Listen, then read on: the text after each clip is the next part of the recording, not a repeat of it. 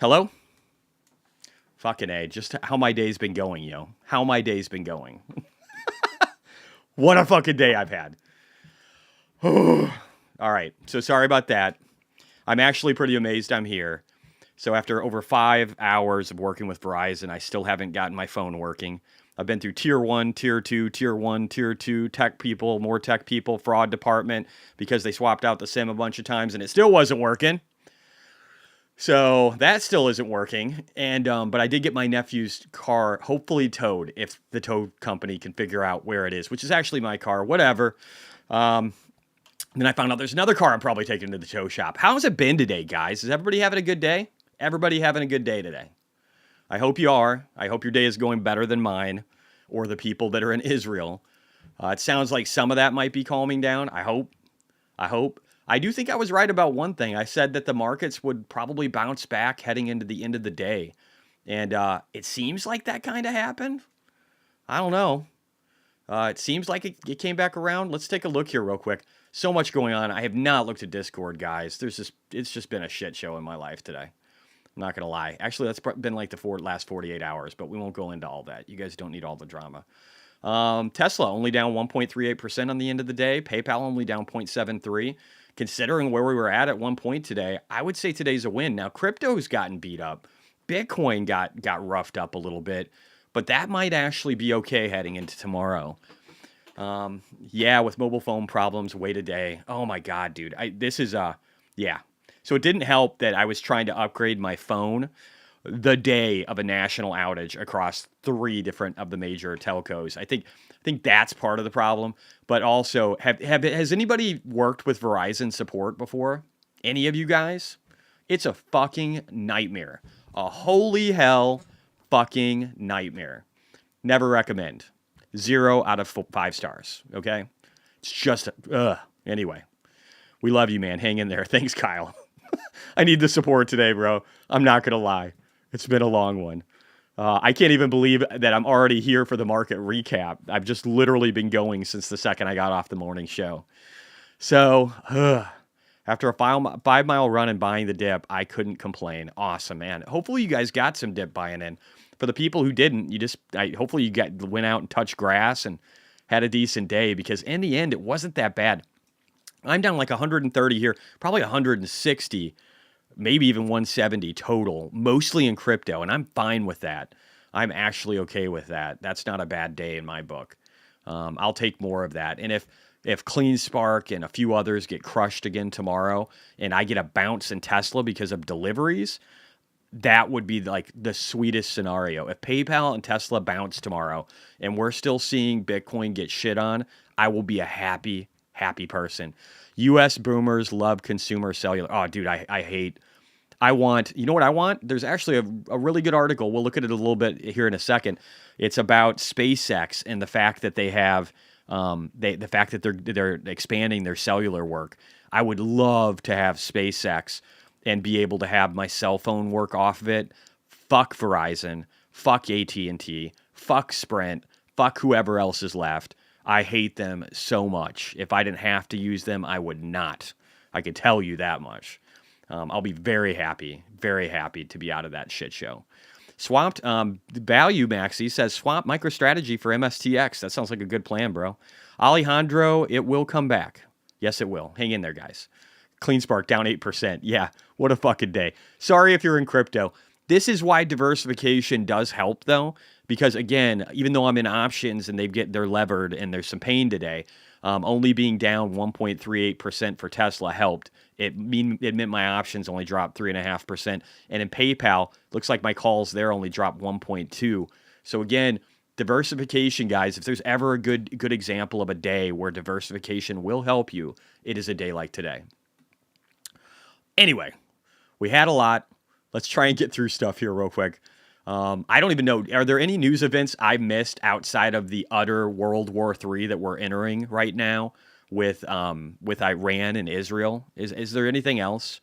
In case you guys missed it or were under a rock or trying to get a cell phone to work, that has not been super great. I'm going to hit the like here. I'm going to like my own post because, yes, I've done that. I did that a year and a half ago when I started my X. I liked all my fucking posts. I did that because I was trying to get people to look at them, and I didn't want to have posts with 0 likes on them. So yes, I do that. This is cool. ARGT. It's awesome to see Bukele and Javier Milei meeting with each other and talking about volcano bonds. And I don't even know where Javier is in this one. I didn't watch the video, but he's probably in here somewhere. You here in Argentina. Oh, I didn't know Bukele was in Argentina. That's awesome. But I'm very excited about the relationship there. And I think it's going to build a bond. And I think also that they're going to be talking a lot about Bitcoin and a lot about how to make Argentina great. And I'm excited about that. I think that's going to be very beneficial for that fund. Too bad I sold out of all of it today, except for one contract. And I did post that, of course, on X for subscribers. And then I put that in the Discord too, in Discord. And again, I did update my portfolio today for anybody who didn't see it. If you jump in there, you can take a look. Of course, I made one trade, and ARG is looking a little light today. But it's good stuff. But yeah. What do you guys think? Wait, what happened to my subscription? What the fuck? Susan, what happened to your subscription? What the fuck did happen? Are you on X or not? What's going on? Hopefully your stuff is working better than my stuff today. That's all I have to say. BD says, Les Walter said, T-Mobile uses Starlink for places it has no towers. That's cool. Well, what I hope and what it sounds like in the future is Starlink can actually work with every cell phone that's out pretty much that's getting put out. And it doesn't need any upgrades or changes in hardware. And so Starlink, as its capacity increases, it won't even need the fucking telcos. So buy Verizon, buy T-Mobile. All these guys are going to be dead. They're going to disappear. Yes, I'm on X. What the fuck? I didn't cancel. I wonder if something weird happened, maybe. Maybe just wait a day and see how things go. That's pretty much my attitude towards everything right now. Wait a day and see what happens. BD says T-Mobile has the exclusive Starlink deal. They do for now. Simone Deschro... I'm not going to try your last name. Simon, actually, not Simone. Yeah, even if you don't like AT&T, Verizon, have you looked at ASTS? I have not. We can take a look at stocks a little bit later. Les Walter, T-Mobile's deal is over with this year, and it will be available to others next year. Honestly, dude, from what I understand, Starlink eventually won't even need these guys. They can just provide service pretty much everywhere. Maybe they'll have a deal with some of these cell phone providers just for areas where the signal doesn't come through because of like tall buildings and like metros and shit like that. They'll probably have something like that, but man, Starlink is going to be the beast in the future. BTC below 61K. Yeah, it's been dropping, huh? Let's look at the damage today, guys. Let's look at the heat map and just see how ugly it is. And again, I will be doing the debate tonight at 8 o'clock, I believe, Central Time. I got to double check. It might be 7. I don't know. We'll look. But yeah, pretty red across the board. Pretty red. Not horrific. It was worse. We actually got some green bounce back today, which is nice.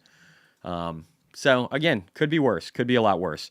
Let's look at the crypto sector. How did they end on the day? So the day, actually, they got beat up later. So I said they were holding up strong. Evidently, when Bitcoin really got just fucked down to 61 or sub 61, crypto, the shitcoins finally took some heat. Starlink doesn't have the bandwidth to do phone calls. They need to use the carrier's capacity. Interesting. So if we look over here, S&P down 0.93% today. Actually, a good bounce. I was saying this earlier, and it looks like that part at least held true. They had a good bounce off the .618, guys. If you don't believe Fibonacci levels, look at how perfectly this thing collapsed down to that level and then bounced up. It's as perfect as it can get. Let's look at the NASDAQ. NASDAQ down 1.43%, and it looks like it got a little baby bounce today. Nothing crazy. Hasn't back-tested to this line. Doesn't really need to with as steep as this line is. Let's look at the Russell. That's why RF spectrum is so expensive. There's never enough of it. Gotcha. Okay. Well, I don't know enough about cellular service then. Russell, I'll take your word for it. Russell down 1.48%. Did that do worse? Ooh, that was real close with the NASDAQ. So not much worse than the NASDAQ was. Let's look at the dollar here. How did we turn on the dollar today? So the dollar continued to gain strength. It actually broke through our resistance line. So let's see if it can hold this going into tomorrow. Let's look at gold. Gold came back a little bit, but again, it's near its all-time highs. It's not far away from it. And everybody jumps to gold first, but we know going all the way back to January of 2020 that when there's been a major macro event, whether it's been like war escalations between Ukraine and Russia, or what happened on October 7th with Israel, or any of these things, that in over a 60-day time frame, Bitcoin kicks all their asses, including gold, including the S&P. So we know that. So remember that. Don't forget that. Oil probably had a little bit of a spike. Wow, it actually came back a decent amount today. I'm surprised with all the chaos in the Middle East. You think it would have been a little stronger. Ended up closing the day down up 3.28%, but it was at 71.78 earlier, and now it's at 70.48. So that actually came back a decent amount. Let's look at the bond volatility index all over the fucking place, I'm sure, today. Let's look at this. This must have been a trip today. Let's go back to the daily on it to see where it closed. So it did go up. We'll see if it can maintain here. But again, bond volatility on a day like today does not surprise me at all, honestly. Let's go over here. Let's look at the 2-year. What's it up to today? It actually recessed. So it started to roll over a little bit. I still think we're going to climb on it, but we'll see. How's the inversion doing? Our inversion went down a little bit more, still chopping along just like I thought it was. That's fine. The yen carry trade looks fine. It looks like the dollar lost a little bit against the yen, but it actually came back a little bit from earlier. It was way lower. Chinese yuan. If you guys have any updated news events, throw them in chat, please. Chinese yuan, it looks like we closed down pretty much flat on the day. Put call ratio. Did people buy a bunch of insurance? Yeah, they sure fucking did, which is pretty normal. When they get scared, they buy insurance. They should be doing it when they're not. All right. Let's go back over and see Tesla here. We'll look at other charts too in a little bit, but I want to cover a few news-related items. So again, Tesla took a pretty big hit, or I should say Bitcoin took a pretty big hit. Still finding key support levels over on the monthly. You got to love the fact that October turned into the first day of Downtober, and then maybe tomorrow or the next day we'll start to turn this around. I do think I'm very excited about Tesla's numbers getting released for delivery tomorrow. And so hopefully that will be a spot of sunshine on a dismal last 24 hours. And if that's true and I make a bunch of money off of Tesla and Bitcoin is still down and the miners are down and MicroStrategy's down, I'm going to buy the shit out of that tomorrow. At least 50 grand, maybe more. All right, let's keep going here. So I do want to get back to news-related events too. At least for the stuff I was able to catch up to. I'm going to jump down. I'm going to go to bookmarks real fast, just general bookmarks. I want to talk about the stuff happening in Israel. Because I was wrong about one thing. I said, well, I'm wrong about a few things sometimes, but it's been a fucking mess. So look at this. This is insane. Look at the flooding that was happening here in places like North Carolina and others. Look at this. Holy shit, Susan. You are insane, and I mean that in the best of fucking ways. You've made my day a lot brighter.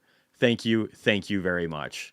I can't drink anymore because my stomach's so bad, but if I could, I would. But I really do appreciate the tip. I really, really do. Thank you very much. Definitely a bright spot in my day today, so thank you. All right, let's listen to this. Look, this just talks about the chaos going on in the United States right now. We used to go to the clubs and heard Father Seville. 1 second here. I'm going to click it here. Look at this. Look at that flooding, guys. Can you imagine that? We used to go to the clubs and heard Father Seville. Oh, I hate her black voice. This is Israel today. Why weren't you and Vice President Harris here in Washington commanding this weekend? I was commanding. I was on the phone for at least 2 hours yesterday.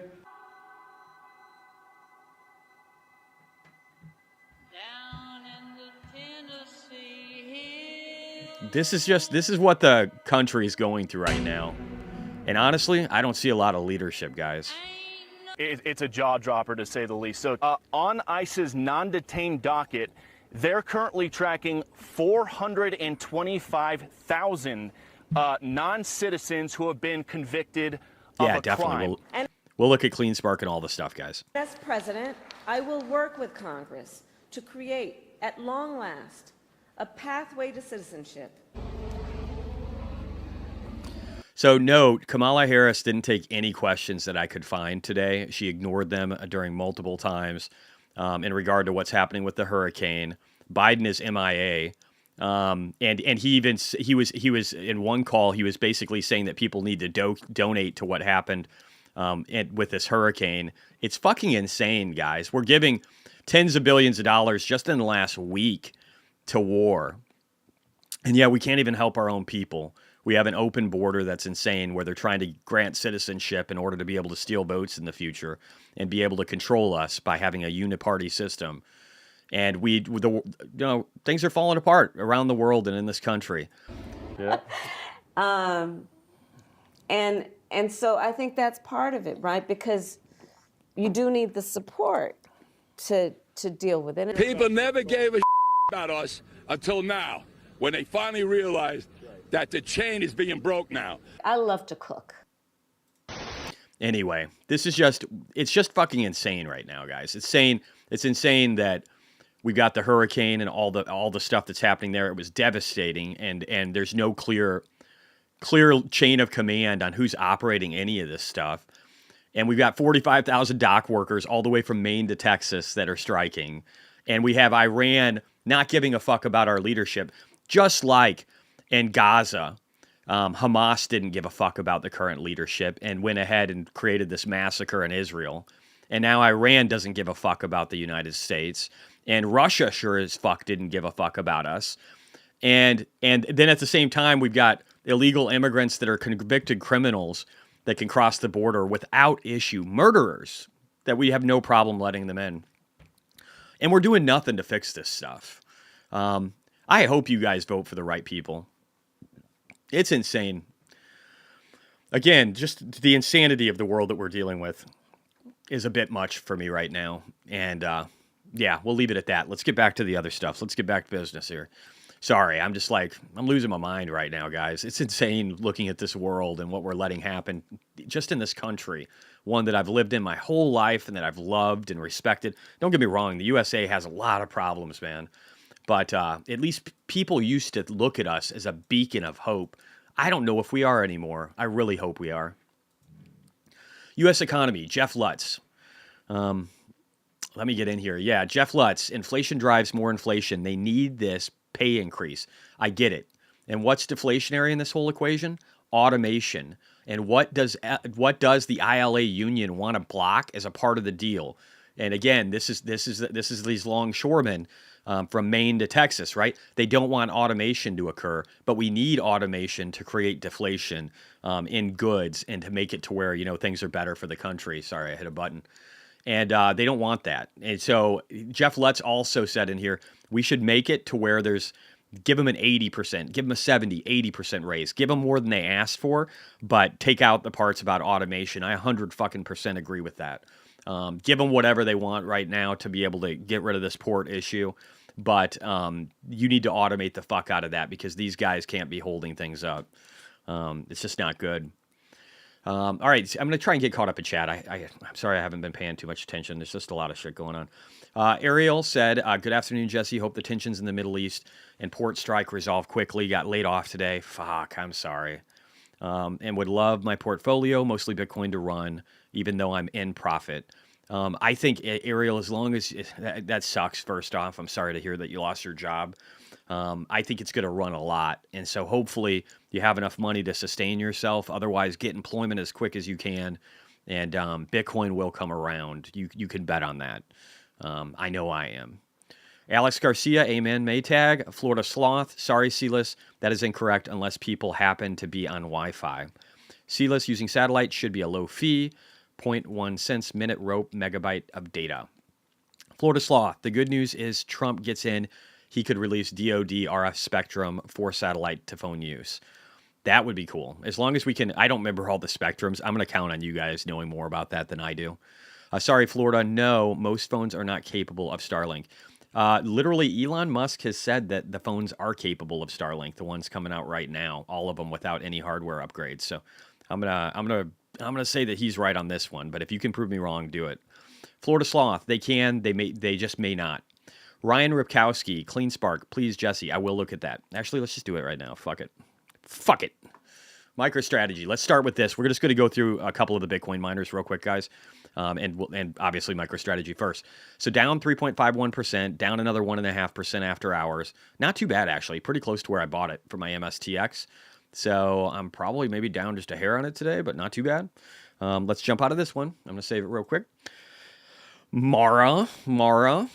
We got down 7% and then down 1% after hours. Fuck, I hope this shit stays down. I really want it to. Mara is actually a really clean looking setup because if you look here, it's like touch point, slight overshoot, and now we're trying to go back down. So you got a pretty good support area down here, right? And so I would be a little bit excited.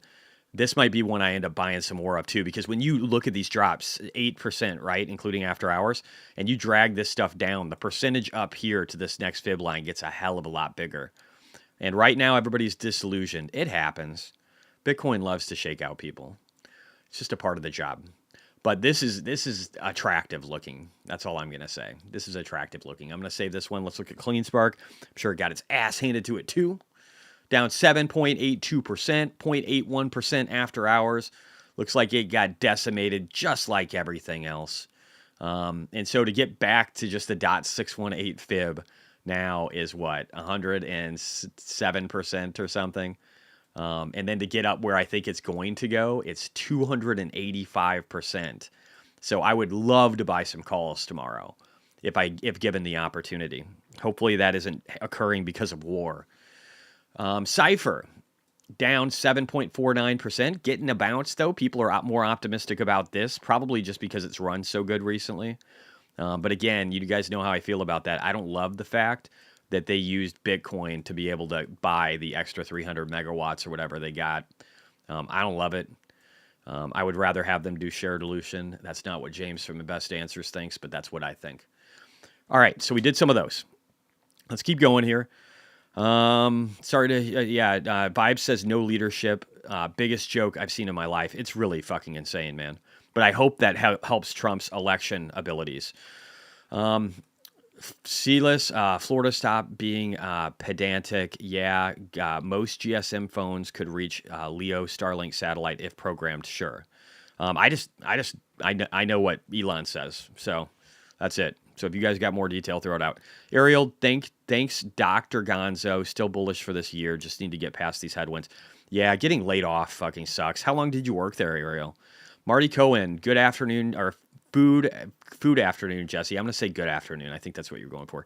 Dr. Gonzo, 6 months from now, you'll be laughing. I'm already laughing, if nothing else, because of the absurdity of my day. But thank you, Susan, for that $50 tip. That really did bring some sunshine. Alex Garcia, SMCI have the 10-to-1 stock split. I thought they canceled it. I don't know, but aren't they getting investigated by the Department of Justice? I mean, not like the Department of Justice isn't investigating like fucking 40% of the market cap of the S&P right now. But whatever. 94 clips. Biden administration worst of all time. I agree with that. Bupindra. Biden-Harris admin, you mean? Yeah, they suck. The Adventures of Brennan Bana. I know you hate Chinese stocks, but could you take a look at yen? Maybe. Sealess, your life is tame, Jesse, all things considered. Yeah, it could be worse. It can always be worse. I've just had to come up with an extra probably, I don't know, $15,000 helping people in the last 20 or 48 hours. And then had a lot of the two cars that are broken and then dealing with my phone and a bunch of other shit too. But yeah, it's fairly tame. It's just been a rough 48 hours for me with stuff I won't go into too. Dr. Gonzo, if it makes you feel any better, it won't. Canada is even more of a dumpster fire. That's great. That actually does make me feel better. Thank you. Sidecar guy, Alex, you're right on the stock split. I have not heard either. Jer R in X, just watch your options video again. I was wondering how you decide on how long it takes for a stock to reach your strike. I try and give it extra time. So if I think something's going to happen in 6 months, I might still give it 2 years on the leap. Options are so fucking dangerous. I love to have as much time as I can. I'm willing to have a slightly less multiplier. I still like to have the multiplier usually be between 3 and 10x the underlying asset for whatever my target time frame is going to be. And then again, I like to give it another 6 months, a year and a half, 2 years even for the thing to play out. That's why I own June $330 2026 strikes for Tesla, right? Because if shit goes all over the place over the next year, it will still be October of 2025, and I'll still have 7 months for Tesla to get to 330. So it's really hard to lose under circumstances like that, especially when I've already locked in probably like $550,000 in gains. Ariel, thanks, Jesse. You're very welcome. Yeah, I'm sorry. Florida Sloth, T-Mobile has exclusive with Starlink text messaging in 2024 and voice and data until 2025. Other carriers will assign spectrum and be online starting 2026. Thanks, Florida. Maytag, sorry to hear about the layoff. Hope you find a job quick. Sealess, automation going to happen. Go open a DVD rental store instead. It may not. Yeah, dude, you're right. Automation's going to happen no matter what. Nobody's going to write that into a clause. Sealess, new phones, yes to Starlink. Existing phones, not yet. Sealess, and most of the world, eSIMs are not the norm yet. And I've got an eSIM right now on my fucking phone, and it still doesn't work. My wife is trying it. She took over so I could come to the market recap. And in hour 6, she has taken over. God bless her. Admin wife is a godsend. Sealess, the new phones being sold are 1 to 2 generations ahead.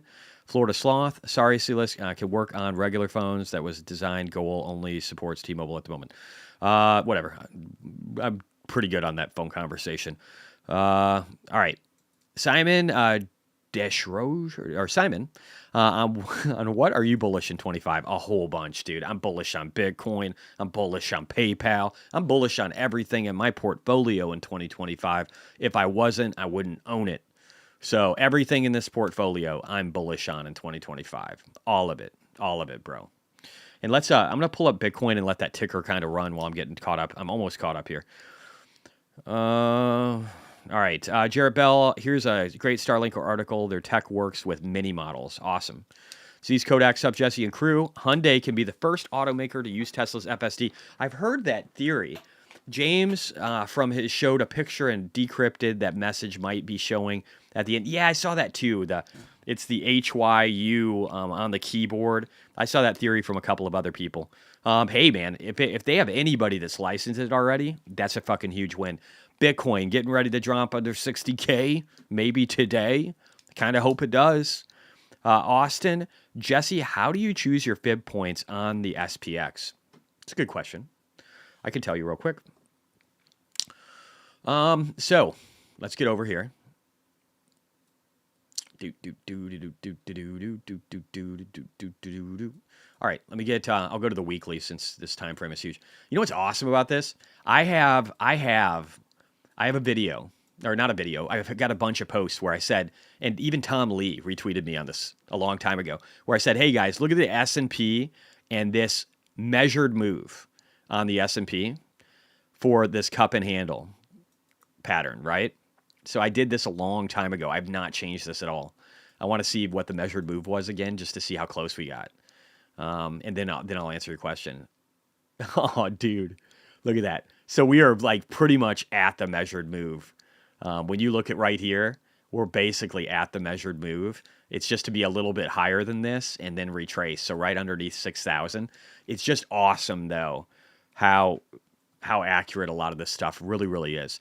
So what did I do? Well, how did I draw this line? Well, I like to use major events. I think that's usually the best way to do it. So I drew the bottom on the trend-based fib extension down at March of 2020 during the pandemic, after the S&P had taken a massive shit. Then I bring it all the way up to what the top is over here. And if I think we've bottomed, I draw it down to what I believe the bottom to be.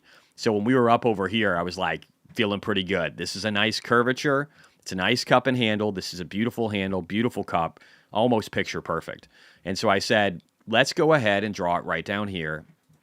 And then we'll be able to see our fib extensions. And so that's kind of how you do it. I use major events. Sometimes you have to look. Sometimes it doesn't quite work. But honestly, the way Fibonacci sequences work, You can misdraw it in a few different ways and still get basically the same outcome, but with a different fib number associated with it. So you'll find a lot of truth no matter what. But again, if you look at this, guys, it's so beautiful. Look at this. Broke up out of this, hit resistance, broke up, but then failed. Ended up finding support right around here, close to the .236. Rocketed up, stopped right on the .382, grinded sideways, found its momentum, broke up a bunch just above the 5, dropped back down, broke back up above it, back tested the .5, broke higher, hit the .618, the golden retracement zone, broke down heavily, then bounced back up, broke back down after getting near the .618, broke back above it, back tested it today. So it's just a beautiful sequence. It's really picture perfect. It's a beautiful looking chart on the S&P, but that's how I draw it. All right. Hey, Jesse, what is your opinion on the monthly Bitcoin MACD? I don't know if I have an opinion on it. Let's look here. So, I mean, it's a monthly.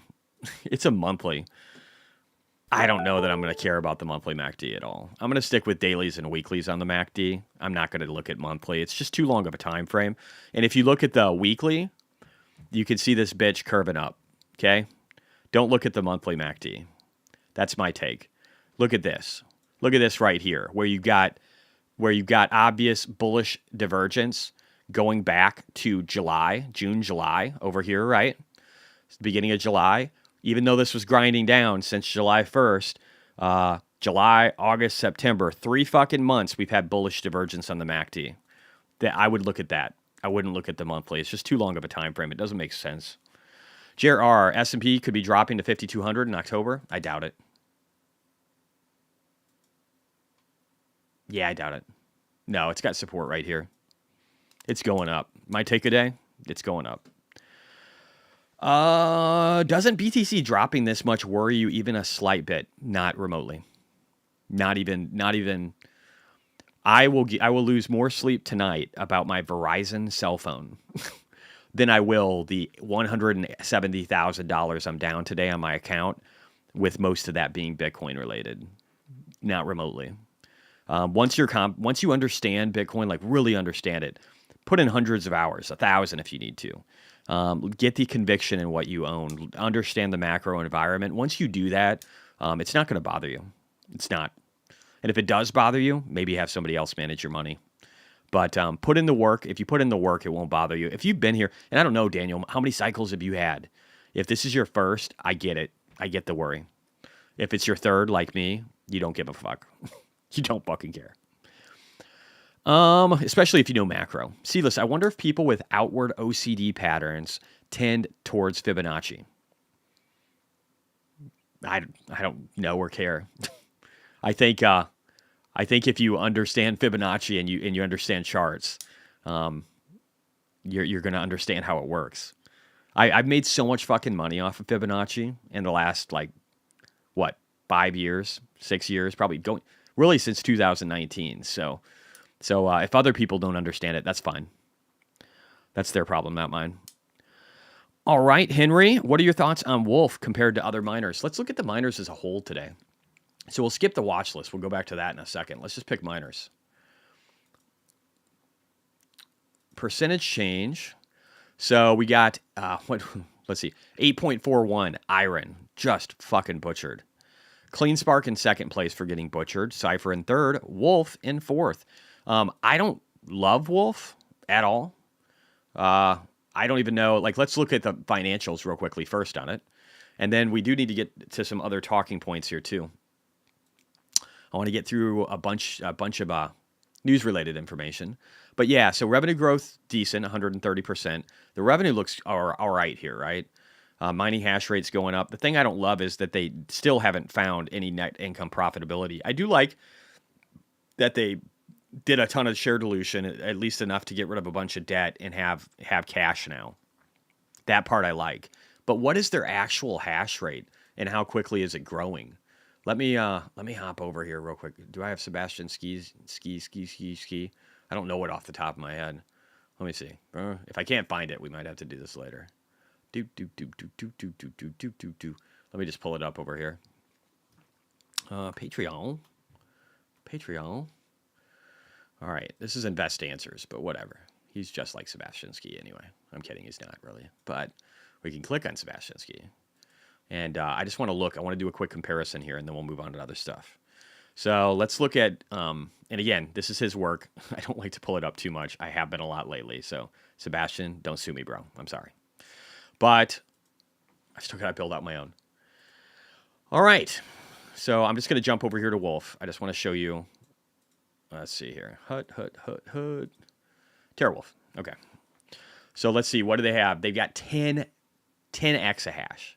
So here's the thing I don't love here. Look at the BTC exahash rate, how it's declining. Their revenue's declining. And it's at 8.81 million. And so they're pretty much, and they have no Bitcoin. So there's going to be no benefit on Bitcoin's price action going higher. They're letting the Bitcoin business die, as far as I can tell. And I'm just not that interested in the company, honestly. Out of this list, I'd be more interested in Iron. At least they're expanding out in both directions. And I think Iron's actually starting to stack some Bitcoin, too. Let me just go to them real quick. 1 second here. Let's see. They're in here somewhere. Maybe up, maybe down. If we're alphabetical about it. Maybe they're down. There you go. No, they still have no Bitcoin. Is that true? I thought they had some. Let me just arrow over. Maybe they got a little ad. No, they still don't. So just HPC. And but at least their revenues are increasing. Their hash rate jumped a hell of a lot in August. And again, BTC per exahash, this number is probably going to get better here too. Or I'm sorry, it takes less. This is good. So it takes less exahash to get their Bitcoin. So this is a good number too. So at least these guys are expanding in all directions. I like them better. That's my take. If you're going to do an HPC Bitcoin play, I like Iron better, even though they really diluted the shit out of their customers, more so than anybody else. I think they were like 140% share dilution, and the second worst offender was CleanSpark at like 40-something. So quite a bit different. Let's get out of his work here. But yeah, so all the miners got fucked today, guys. All of the miners got fucked. You look at all of these, the best miner at getting fucked today was only down 4.58%. That isn't much worse than much better than CleanSpark at 7.82 or Iron at 8.41. They all got pretty butchered. All right, let's see. What do we got for chat? Wow, you guys are just chatting away. Got some little chatteries. Jesse has balls of stainless steel. Cybertruck, cold-rolled stainless steel, motherfucker. All right. Let me do this. I'll pull Bitcoin up again while I get caught up in chat. I had a major problem with roaming on Vodacom in South Africa. Oh, I'm sure, dude. South Africa is probably the worst for that. Florida Sloth. It's not semantics, though. We already tested. Don't believe me. Even Grok knows. Importantly, Starlink has demonstrated the capability of sending emergency. Yeah, I believe it. I believe you, Florida. I actually think there's some. Again, Elon Musk himself has indicated that Starlink. Well, I should say Starlink indicated that they could basically work with all existing or current, I should say, new phones that are going out there. Hey, I don't know if we noticed this, but Bitcoin is at what? 60,771. So we're getting a baby bounce. A little. If you look at it real close, if you zoom in, you can see a little bit of wick. Just a baby wick. All right. BTC is just clearing up poor lows at 57.3. Put this in Discord. Nothing to worry about. After it, we'll move back up and above 74. I agree. I'm not remotely worried about it, Willow. I agree. Dennis Newber, Popcorn, needs 55. Only shitty thing about BTC and miners, assuming with an E, going down so often, you run out of money to keep buying the dip. I know, unless, but again, today was a good day, I would argue, for Tesla and PayPal. Because my positions there are down 1.19% and 3.57%, and I believe that the delivery numbers tomorrow are going to crush it. And so, if we get a good bounce in PayPal and Tesla, and those are doing well, this is where the diversification really comes in great. Because then I can benefit, and I'll just add more, just like I did the other day. I will add more into these bitches. Look at this, down 129. It says right now, not a bad number. I'll take it for the day and the way it was personally. For Israel, and just for everything, I will take it. I'll take it. All right. Dario, with the war in the Middle East, we can profit from the actions of defense companies and oil. Do you have a strategy? Nah, I'm good. I mean, I do like I do think that Palantir will be a better hedge for war in the future, potentially. I'm not really focused. I think Bitcoin is one of the best hedges against war, though. Think about it this way, Dario. So you've got wars brewing around the world, but you still have trade that needs to occur. There's a bunch of countries, at least right now, like Russia and Iran and China, that don't want to trade in the U.S. dollar. But they need to have a currency that's liquid, a store value that's liquid, that they can move across the world and that has a large enough market cap to be able to use. And it can't be like, not every country is going to want the yuan, or nobody's going to want the ruble. These are really weak currencies. Nobody's going to want whatever the fuck Iran has. Nobody wants this stuff, okay? So that's why BRICS is failing, and that's why the dollar keeps gaining in dominance. But if you have a major world war, you're going to need a neutral store of value to be able to exchange goods between all the countries that hate each other. So I actually think Bitcoin is the best hedge against war, and I'm sticking to it. All right, this is Kodak. Hey, Jesse, when you sell MSTX, would you be able to let us? Oh, always, dude. Yeah. Always. Every day. If you guys are on X as a subscription, or in the Discord, I post my trades every day. I try to do it right after I do them. Sometimes I do it in the fucking stream. So I will let you know. I'll definitely let you know what I sell. And then you guys will have my portfolio allocation. So you'll be able to see, I mean, like every day I pull this shit up. And so if I told you I sold like 20,000 in PayPal, you can see how much is in here, right? So you'll know. And if you ever have questions, just ask, dude. I'm happy to always let you guys know, okay?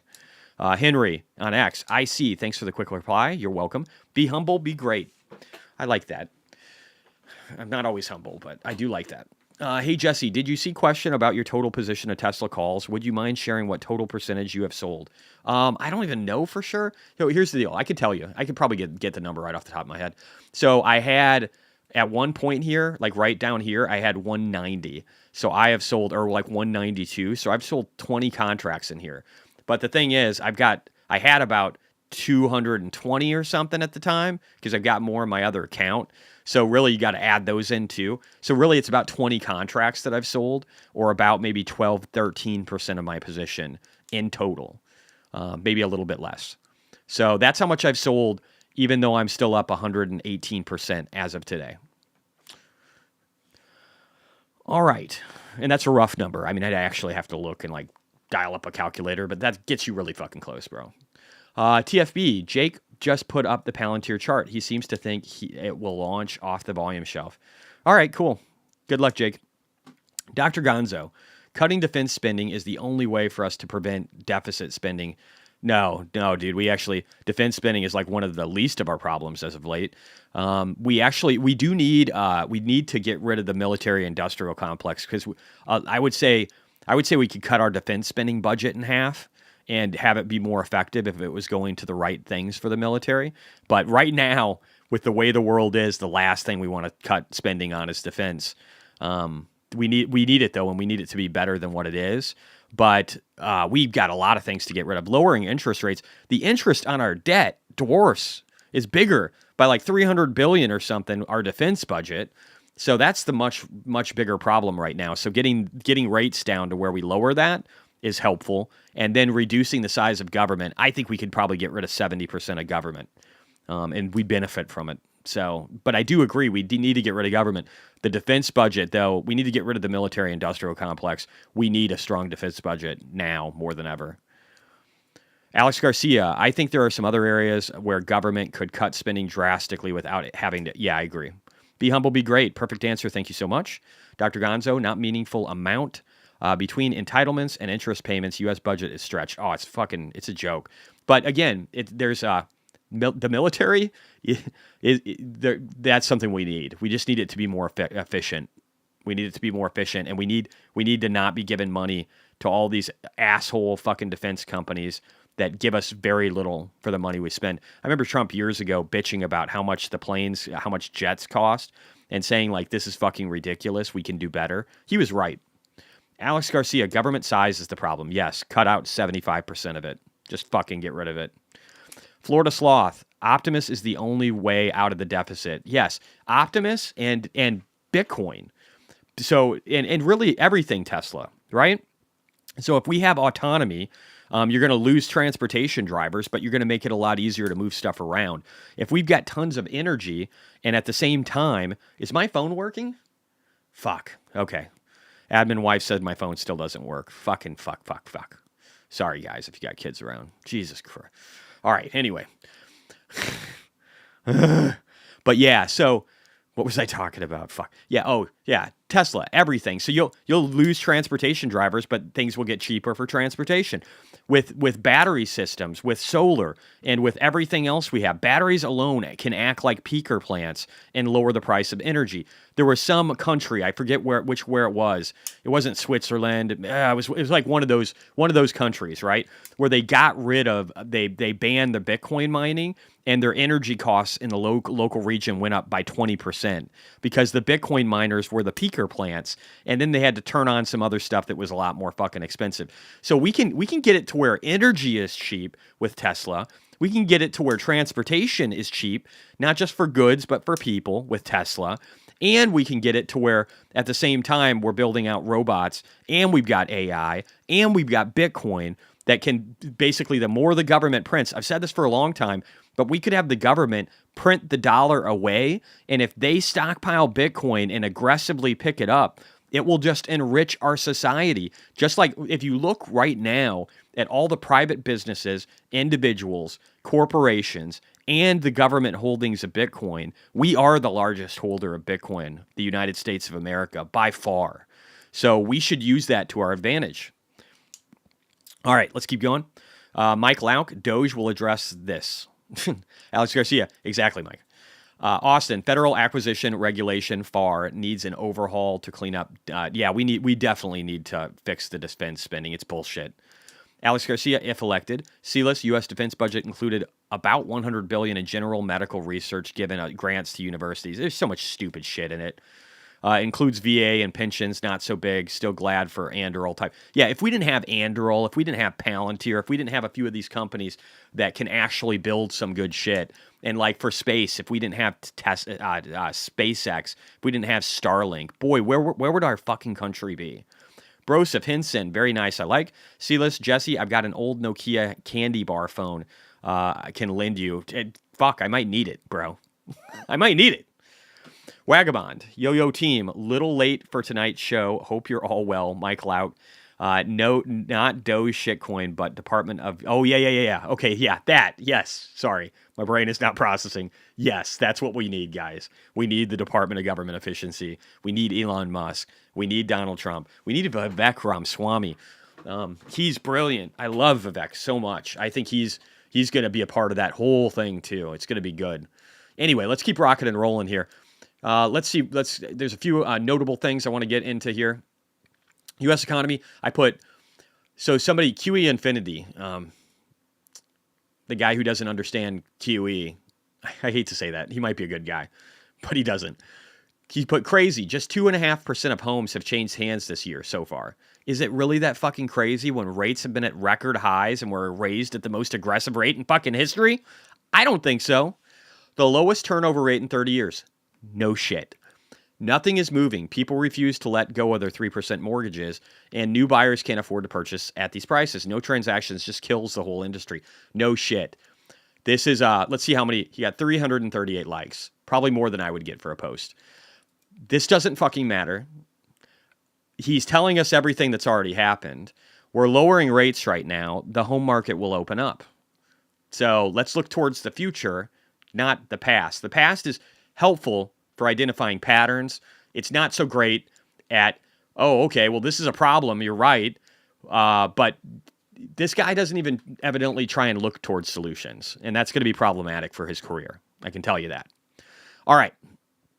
Jeff Lutz, again, this is the thing I was talking about earlier with a longshoreman. He said, offer them a 75% raise, but take the automation term off the table. The government should then form a private-public partnership with legacy auto automation engineers who are sitting on their thumbs now with 30% full auto factories and have them drive port automation inside of 2 years. I 100% agree. I love Jeff Lutz. He's got a very, he worked in multiple companies, like high-end companies in the manufacturing side and understands these industries very well. I 100% agree with him. He also says here, unions destroyed America's competitiveness. Again, unions were great a long time ago when they made sure that children weren't working, when they made sure that people got overtime pay, when they did these things to be able to help enable and strengthen the workforce. There was a purpose for them for a period of time. Now they're mostly bullshit, and they make us uncompetitive on the global stage against other countries, which sucks for us because when you got a bunch of people in the West pushing for globalism, and then at the same time, we don't want to be competitive in that, what's going to fucking happen? What do you think is going to happen? We're going to lose it all to overseas because we're not allowing ourselves to be competitive, but we're forcing ourselves to go out and on the world stage. Not a very brilliant idea. Kobayashi letter. I love this guy. He could be a little bit of a doomer, but let's listen. He said, breaking total money supply in the U.S., the Euro area, Japan, and China has reached a new record of a massive $89.7 trillion. The global money supply has skyrocketed by $7.3 trillion over the last year. This marks the largest increase in 3 years and similar to the initial pandemic response seen in the first half of 2020. In the U.S. alone, the amount of money in circulation has surged by $410 billion year over year to $21.2 trillion. To put this into perspective, at the beginning of 2020, the U.S. money supply was 27% below current levels. Global money printing is back. Dude, my brother, who's so dismal sometimes, is now jumped on the train for global liquidity. Love it. Kobayashi, we can be friends now. Thank you, sir, for your opinion. Very much appreciated. Let's go down. That was his. The money is fake, somebody wrote. Yeah, it is. We know that. All right. This is just the guy complaining about, I want to hear this real quick. This is the head of the longshoremen. Again, these heads are usually fucking creeps. These union heads. He's wearing a gold chain. These guys usually end up getting a lot of money, okay? So let's just listen to him for a minute and 30 seconds about what he's going to do to America if they don't get a good raise. These people today don't know what a strike is. Right. When my men hit the streets, from Maine to Texas, every single port will lock down. You know what's going to happen? I'll tell you. First week, be all over the news every night, boom, boom. Second week, guys who sell cars can't sell cars because the cars ain't coming in off the ships. They get laid off. Third week, malls start closing down. They can't get the goods He's wrong on the timeline. He's way too optimistic about his impact. from China. They can't sell clothes. They can't do this. Everything in the United States comes on a ship. They go out of business.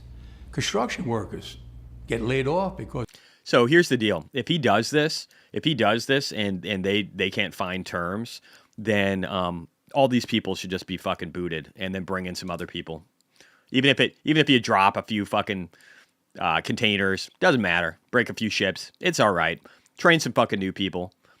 Give them a 20%, 30% pay increase versus these people. Because if they really want to cripple America, and fuck them. the materials aren't coming in. The steel's not coming in. The lumber's not coming in. They lose their job. Everybody's hating the longshoremen now because now they realize how important our jobs are. Now I have the president screaming at me, I'm putting a Taft-Hartley on you. Go ahead. Taft-Hartley means I have to go back to work for 90 days. That's a cooling off period. Do you think when I go back for 90 days, those men are going to go to work on that pier? It's going to cost the money, the company. You know what you do then? You just fire all of them. And if you need to change laws to do that, you fucking do that. Needs money to pay their salaries. Well, they went from 30 moves an hour maybe to 8. They're going to be like this. Who's going to win here in the long run? You're better off sitting down and let's get a contract and let's move on with this world. And in today's world, I'll cripple you. I will cripple you. And He's talking about the United States. you have no idea what that means. Fuck that guy. Fuck that guy and fuck these people if they try and do that. Get rid of them. I did have some positivity. Again, got that $50 tip from my buddy Susan Yu. Thank you very much. But also, a little bit of more positivity here. I put the tide is turning against globalism. Let's help real Donald Trump win the election in the States. So this is great. So Peter Sweden said, breaking, the Austrian Freedom Party that won the election last night has said they support remigration. They want to deport people back to their home countries. This is fucking awesome. This is just more countries that are standing up against globalism. The tide, I believe, is turning, and I think we have some strength, and I love it. Also, my buddy Income Sharks, and I love his little baby shark too. When his account got hacked, he had Income Sharks alt. It was adorable. He was like, "Hey Jesse, can you tell people?" So like, but this dude has like, how many do you have now, Income? You got 541,000 followers, but he had this little tiny account with like a couple thousand people in it. But he's such a good dude. I love him. But he said the fake out dump starting on day one, which to be honest is pretty typical for Pumptober. I think starting it off green would have been a bad sign. Now we'll hopefully see some premature bear celebrations. I think we will. People selling good entries and then green candles return. I actually agree with that. So I wanted to post it. And he's a great follow, guys. He doesn't need more followers. But if you want to follow somebody who's got a really good head on his shoulders, I like Income Sharks. He's somebody you want to listen to. Titan of Crypto said this is huge. A major breakout of the dollar. Multi-year support is happening on the monthly time frame. This is highly significant. As you may know, the dollar index risk assets like BTC are adversely correlated. Well, not today, bro. This didn't turn out so good today. If anything, it looks like it's in a falling triangle, and that it could break, or a falling wedge, I'm sorry, and it could break out higher if you draw this a little bit differently. So, but it doesn't have to, and I don't know if it will. And again, I talked about this earlier. I might go over this maybe tomorrow. Maybe in the morning show after we get like all the other stuff done. It's just talking about cross-border and capital. Michael Howell, my boy, the guy who wrote Capital Wars, the book I love so much that I talk about, and just all around brilliant, like has 90 different metrics on global liquidity that he follows, even though it's a hard subject to master. I'm going to go over that. I'll try and go over that tonight after the VP debate, and then we can have a conversation about it tomorrow. Yeah, anyway, this is a funny one too, and then we'll move on. Declaration of Memes said, how carbon emissions have changed since 2020. You see China and India exploding because they're developing countries, right? And yet, this bitch, Greta Susteren, and I can call her a bitch now because she's an adult. I can call her a lot of things, but U.S. and Europe have seen their carbon emissions drop by 16 and 10%. Other countries have went up by this should say by 53%, not negative. But China and India are exploding because they're developing nations and they make up the vast amount of carbon emissions. Why the fuck? This is the stupidest battle we have right now. It's like, oh, guys in the West, we need to watch out for carbon emissions, guys. You can't have cows because they fart and shit, and that'll create carbon in the air. And then you look at China and India, and China's building like 55% of the coal factories for the world right now every year. And what are we doing? Why are we doing this shit if these guys are doing nothing? Again, it's just one of those things where it doesn't make any rational sense to people that follow ration. All right, Bitcoin stuff. Let's get into it. I'll get caught up in chat real quick too. The strength of MicroStrategy, I think, is a good indication that they're going higher soon. Yeah, MicroStrategy first. We know that, JD. Silas said Doge versus DEI industry. I'll take Doge over DEI any day of the week. ESG, DEI, fuck that shit. SK, Democrats are in the war business. They are right now. They're heavily lobbied by defense companies so that they can sell their products. They're literally we're signing bombs. It's Democrats, I mean. It's fucking insane. Dario, how much BTC do you need to have for it to be a good investment for the future? Well, I believe the number's different between different people, but something I heard like the average human being on Earth, 1 in 20,000 will be whole coiners. So if you look at 20,000 people and you have a whole coin, you're probably going to be the richest out of 20,000 people. And if there's 100,000 people around you, you're going to be there with the top 5. And if there's 200,000, you're going to be there with the top 10. So I'd say not a lot, honestly. And the more, the merrier. All right, Pete LG, likes and lads, push that button. Yeah, hey, there's 340 people here. If you guys could push the like button, it's appreciated. Silas, DEI reaches much fewer and more deeply than people reason. Whether they realize it or not, many of these hires are expected to become party agents. Yeah, and it's a ridiculous thing too, because you should be hiring people based on merit. Do you want a doctor who sucked in fucking school, but like they're a minority or they're transgender, and so they get a fucking job and they'll probably fucking kill you, but we've met a quota? Or do you want people to get the job because they're really good at it? Let's say that Elon Musk likes to use the plane reference. Do you want a pilot that like crashed a bunch of planes in simulators, but like, oh, hey, you know what though? He meets the quota. He meets the quota for the thing we want. He's got a dick and a vagina. So we're going to go ahead and make him a pilot, and you guys need to be happy about it, okay? It doesn't make any fucking sense. BD. He is ahead. He is ahead all right. Dennis Neuber, he thinks he's Tony Soprano. Who does? Sorry. Steve Brewster, we have more than 1 week of inventory. Joseph Mock. Yeah, exactly, Steve. Joseph Mock. Oh, you're talking about that dipshit. Yeah. He does act like Tony Soprano. You're right. No, totally. Now I'm following. You're 100% right. He definitely was acting like Tony Soprano.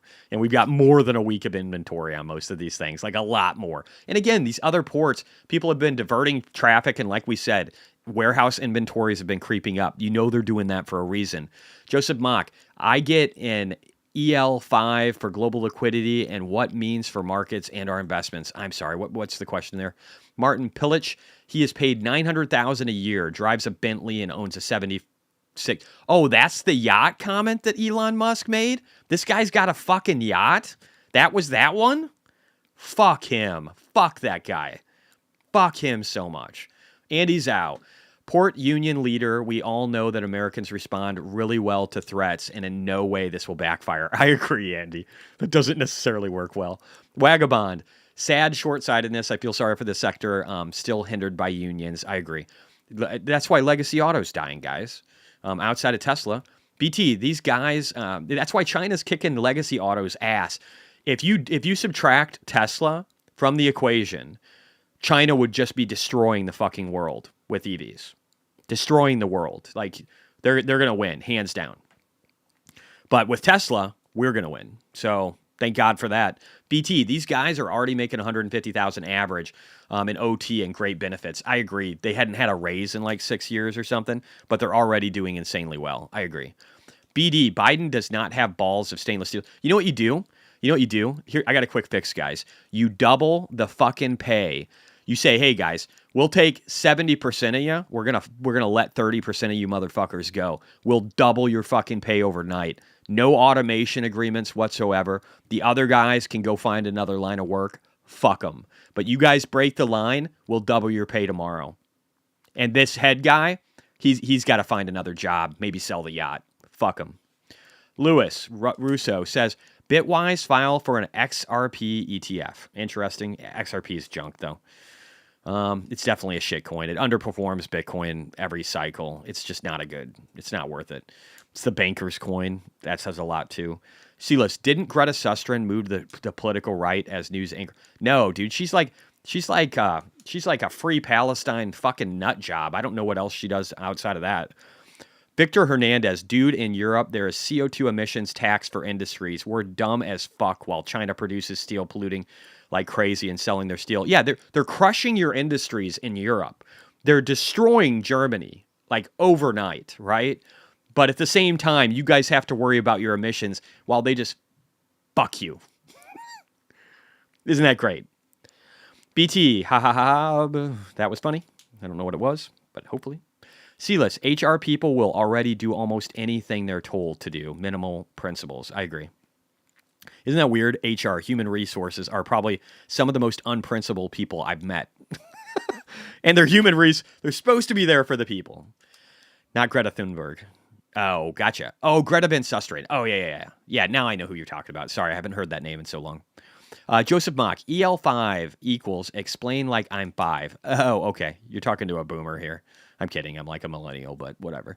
Can you give me a high level 101? Oh, shit. Yeah, I've actually got some videos. Look up. I'm pretty sure I've got some global liquidity, but there's a really good one I just did with Michael. Well, it was Michael Howell talking, but I jumped on it and gave my thoughts too. and it was a good one. Let me just find it real quick. I'll see if I have it in here. Yeah, right here. Cool. I'll link it. I'll link it right now.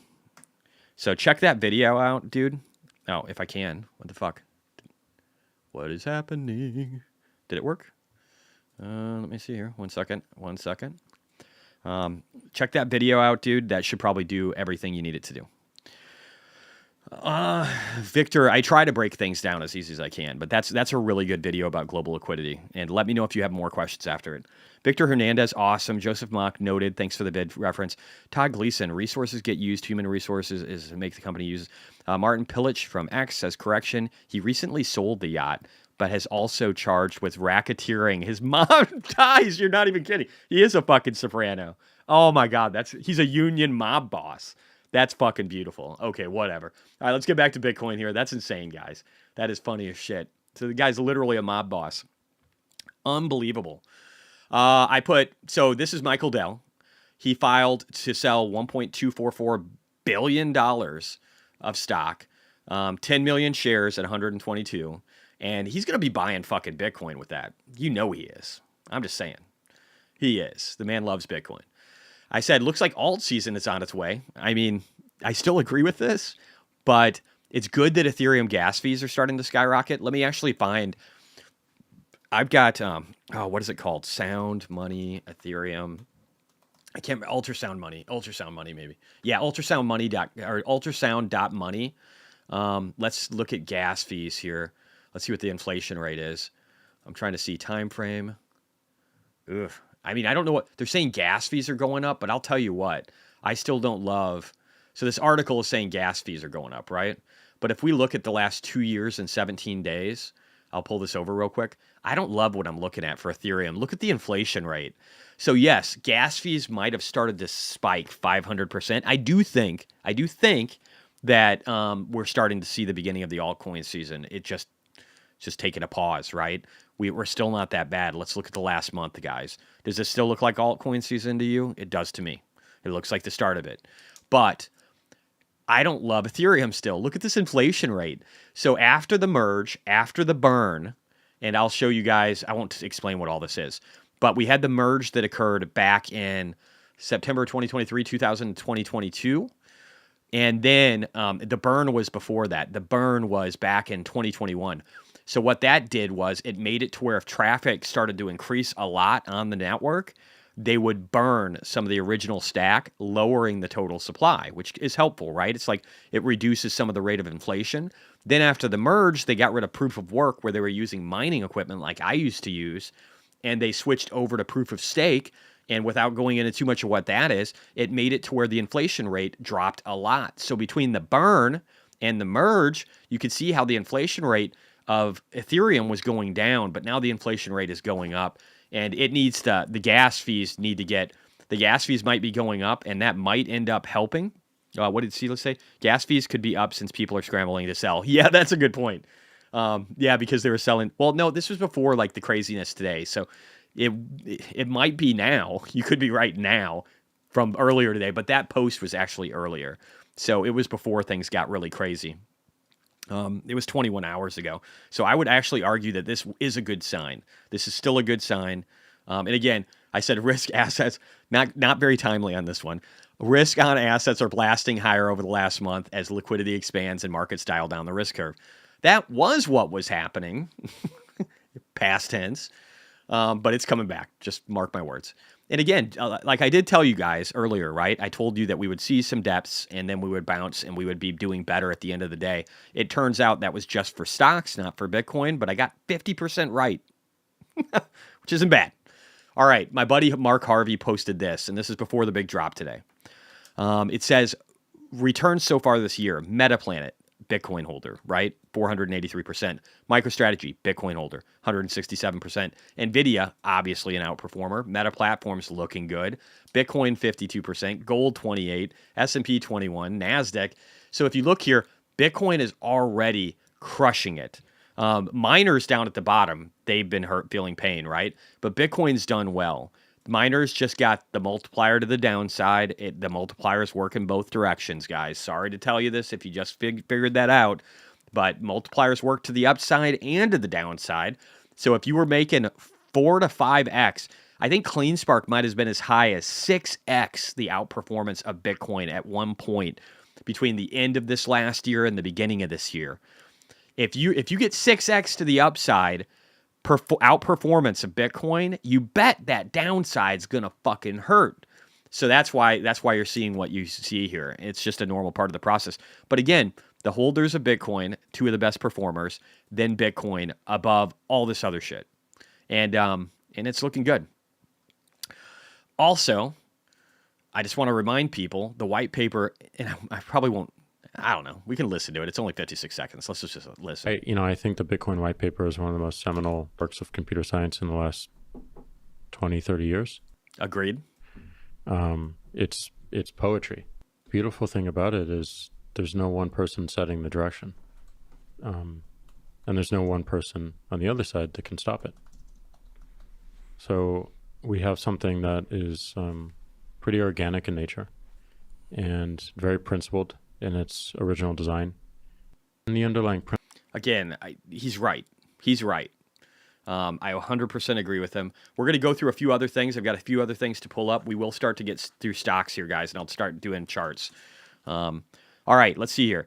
Lena says, I'm here to learn stocks, not your view on politics. All right. Well, fuck off. Fuck off, Lena. Leave. Fuck yourself, okay? So get the fuck off my channel. How's that? You like that? Let me find you. Let me see if I can find you on X so I can get rid of you. Let's do that. Lena. Can we find Lena? Lena Corey. This is good. This is exactly what I'm looking. Maybe I can find you on here and see if you're following me. Oh, you got something else maybe. I'll have to look. I'll look you up later. We'll find you. We'll get you out of here, okay? So you won't have that problem anymore. I'll take care of that. We'll fix that problem for you. You won't have to worry about my politics anymore. You can go fuck yourself. Go fuck yourself. All right, anyway, where was I at before that stupid bitch came in? Let me go back. All right, so I'll take care of you later, Lena. All right, October. So October is here. This is timely as well. Don't let one down day shake you out like a little bitch. Now, I will actually argue this is good. This is good. I like this right here. Let me do this real quick. All right, Selena, fuck off. You're gone. Bye, bitch. All right, so again, this is actually still really accurate. Don't let one down day shake you out like a little bitch. I still believe that. All right, let's keep going. This is a much-watched clip from my interview with Peter McCormack. So this is the guy who champions so much with pension funds, with unions. Wow, that's a little creepy. It looks like he has no eyes. Just a bunch of stuff. Dennis Porter works really, really, really hard for the Bitcoin industry. And we're going to listen to him talk for 1 minute and 11 seconds. But for us, we are also really interested in state pensions. Yes. So state pensions hold a lot of assets under management. I think it's like 5 trillion, if I remember correctly, 5.5 trillion. And Jesus Christ. They can buy the ETF. Previously I was saying states should buy Bitcoin. States should add Bitcoin to the balance sheet. That was like a big thing that I did for a while. But it was just a bridge too far. Yeah, here you go. Yeah, 5.5 trillion. Wow. So we want state pensions to buy the ETF. And actually, Peter, you should be happy to know that part of the reason that we are doing this next project is because of you and your show. What? What is this all about? So we heard people saying on the show that state pensions will buy the ETF, and we, our policy director Eric Peterson had the genius idea of saying that, maybe. I got her off Restream. She's probably still on X. I'll take care of her on X later. I'll make her go away, and maybe I'll do it right now. Give me a second. Maybe we should help them along that path. Okay. And so we are going to be launching. So Lena will no longer be watching anything that I produce for content anymore. So she doesn't have to worry about that. God bless her, right? So she'll be blocked completely and utterly. 1 second here. Let me just hop into here. Sorry, we're having to take a break for Lena, guys. But we're going to fix this real quick. Just give me 1 second, and I'll allow this to play. It'll be kind of small, but 1 second here. a resolution to have state pension fund managers and treasurers start studying Bitcoin. All right, 1 second. I gotta like maximize this so I can see her name. I think I found her. Okay, sweet. So let's just find Lita real quick. We're gonna make her go away permanently. You'll never have to worry about me again. This is gonna be great. So let me see here. Lena Corey. Let me make sure I can find her. Lena. Sorry, guys. I normally don't like to waste time like this, but this is what happens with people that suck. They fucking go away. Let me see here. There you are. Bye, bitch. Oh, your posts are protected. Good for you. Fuck you. All right, there we go. We're back at it, guys. Sorry for the segue here. Just had to get rid of that bitch. All right, we're good. All right, let's keep going. Joe Consorti. If Bitcoin continues following the trajectory of global M2 money supply, it's heading to 90,000 before the end of the year. So look at how tight it has followed global money. Look at that. And and global money supply, at least for M2, is going up a lot. And again, with lowering of rates, some people don't look at it this way, but it's very true. If you lower rates and you keep lowering rates, you're actually going to make it to where lending increases. And when lending increases, all this is banks printing money out of nowhere. They have to have a certain amount of reserve requirements, but honestly, nowadays, for the most part, that's almost non-existent. So since they don't really have to have much in the way of reserve requirements, RJ, thanks for the gifted 10 memberships, man. You guys rock, guys. It's been a long day, but you guys fucking rock. I swear to God, this community is amazing. Outside of that one lady, whoever the fuck she was, you guys are amazing. Thank you so much. But yeah, so again, banks print money out of thin air with lending. So between M2 money supply, lending, and a bunch of factors, again, 90 metrics that Michael Howell follows. Again, this is something where we know what's happening next. We know it. Also, Crypto T, she's great. She said, Starbucks accepts Bitcoin. Soon they'll turn this on in every country to avoid a 2.5% credit card transaction fee. I totally agree. There will be more adoption later. I don't know if it's going to be a big driver of price right now. Also, this is a great one. Jerome Blockland said, investors are literally selling their Bitcoin to buy gold as geopolitical tensions spike. They might not be the same people, I would argue, but he's right. Geopolitical tensions, gold got the benefit. But even as we know, okay? Even as we know, yeah, she's on X anyway. Danny, geez, you guys are insane. Another 10. You guys are insane. But as we know from BlackRock's recent research with January here, going back to January 2020. Sorry, I'm losing my thought. You guys are so fucking awesome. Going back to January 2020, over 4.5, almost 5 years ago, Bitcoin has outperformed everything. After all of these events, it's drastically outperformed the S&P and gold. So this might be the short-term reaction. It doesn't fucking matter. Also, we just had our best September for Bitcoin ever. So this is good, right? This is good. This is good for Bitcoin. It's good for us. It's not the biggest deal in the world. And then again, 12 hours ago, Metaplanet indicated that they bought 107 more Bitcoin. Maybe they're going to buy more now. I don't know. Oh, and Dennis Porter, here's that point. It was Norway.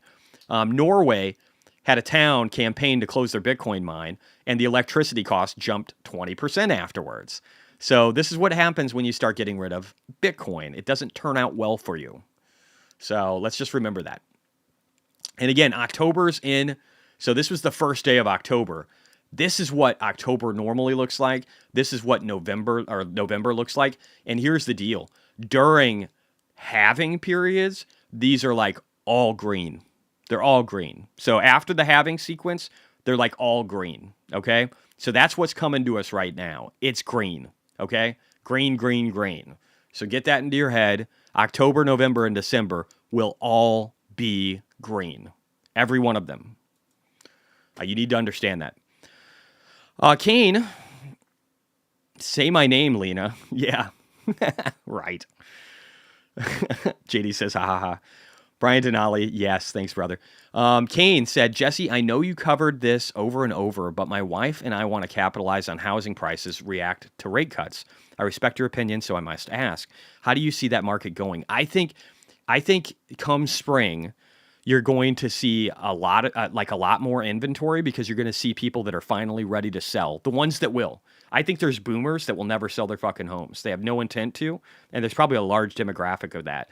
But I do think existing home sales for people that want to expand and get something nicer or that have been needing to move because of work, whatever, I think you're going to see that market open up as rates come down. And I think rates come spring will drop into the 4s.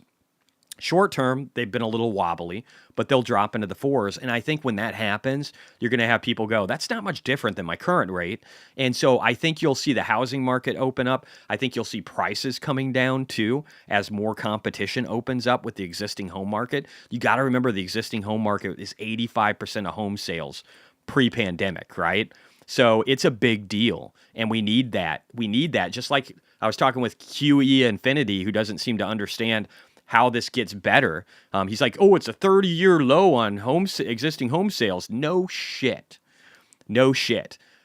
Why was that? Because rates were high. What have rates been doing? They went from almost 8% to almost delving into the 5s right now, right? The upper 5s.